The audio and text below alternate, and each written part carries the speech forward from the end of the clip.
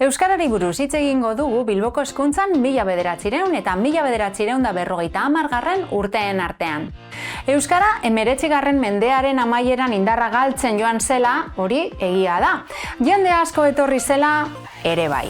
Baina bada beste xehetasun bat beti aintzakotzat hartzen ez dena, hezkuntza. Hemen 19. mendean toki askotan euskera zan, hizkuntza, ez? Eta eskolaren bidez lortzen dana da hizkuntza hori, bigarren maila batean jartzea eta gaztelania ikastea. Orduan, gaztelania ikasteko, hemengo populazioa gaztelania ikasteko funtsezko elementua da eskola.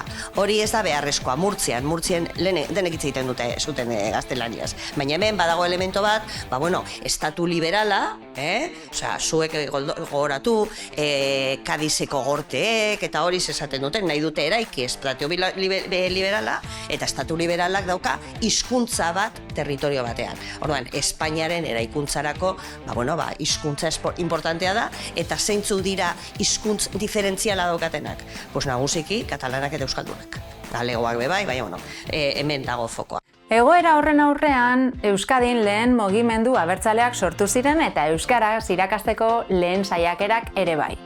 Ikastolak? Ez. Esaten ari garena askoz lehenago izan zen, euskara ikastearena errebeldia ikintza bat zenean. Lehenengo euskal eskola, dokumentatuta dagoen euskal eskola hola, Bilbon sortu zen, Resurrección Maria de Actuek sortutakoan. Oso informazio gutxi dago horretaz, Badakigu izan zala plaza berrian, azko esan tipo, fizikoki handia, lako sotan handi batekin eta hola, bere iparra zan euskera, ez? Eta zeukan, kezka hori sortu zuen eskola bat Bilbon, bera Bilbon bizi zan eta holan, eta bera egon zan irakasle eta holan, ez? Uste dut 2 urte iraun zuela, eta ja bertan bera gelditu zala eta hori, ez? Da, kasi anekdotikoa, da 19. mendea, eta Bilbo batean, ez?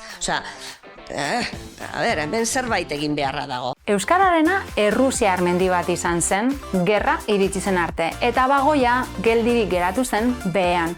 40 urte geroago geldirik jarraitzen du. Eta, ojo, ze oraindik ere, hortik goragoaz.